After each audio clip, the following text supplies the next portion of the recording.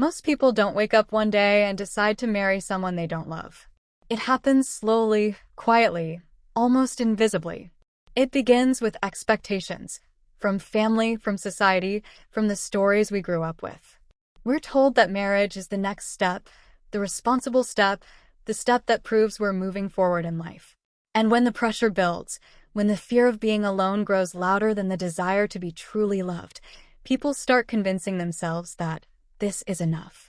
That stability is more important than passion. That companionship is more realistic than connection. That love is something that can be learned later.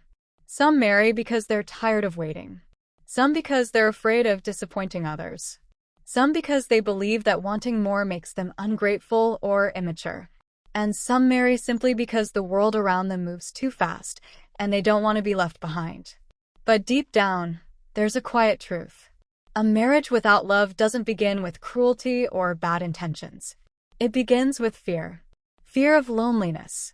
Fear of uncertainty. Fear of choosing wrong. Fear of not being chosen at all.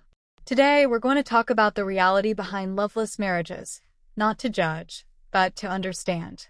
Welcome to the Magic English Experience. Some people marry because the silence of being alone feels louder than the absence of love. Because everyone around them is moving forward, weddings, babies, houses, and they feel stuck. So they choose someone who's good enough, someone who fits the checklist, someone who won't leave. They stop looking for a soulmate. They start looking for a candidate, someone who shares their views on money, family, religion, someone who looks good on paper.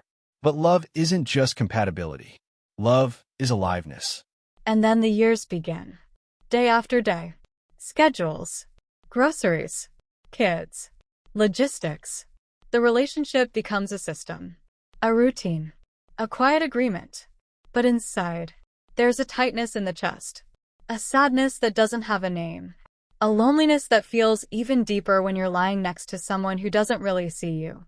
You don't share your real self, your fears, your dreams. You feel lighter when they're not around. You fantasize about another version of your life. Another version of you. If this message is reaching you, take a breath. You're not alone. And you're listening to the Magic English Experience. Some people cope. They distract themselves. They dive into work. They scroll endlessly. They seek sensation, alcohol, shopping, emotional affairs, anything that makes them feel something, even if it's just for a moment. Others stay because they've invested too much. Years, money, children. They say, I've already put so much into this. But that's the sunk cost fallacy. And it keeps people trapped. They stay for the kids. They stay out of shame. They stay because they don't know who they are without the relationship. And slowly, the color fades. Functional depression. Emotional numbness.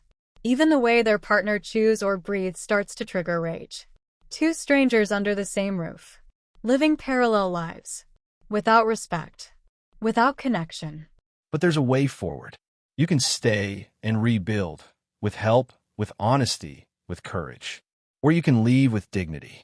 Either way, you deserve to feel alive. You deserve to be seen. You deserve to be loved. Thank you for listening. This is the Magic English Experience. If this message touched you, give it a like, subscribe, and keep walking your path. I hope you enjoyed the background changes and the voice variations. I'm constantly improving these videos. See you in the next ones. Thank you to all the subscribers who are here right now. Every video I create is meant to support your learning and growth. Your present truly matters, and I'm grateful you're part of this journey.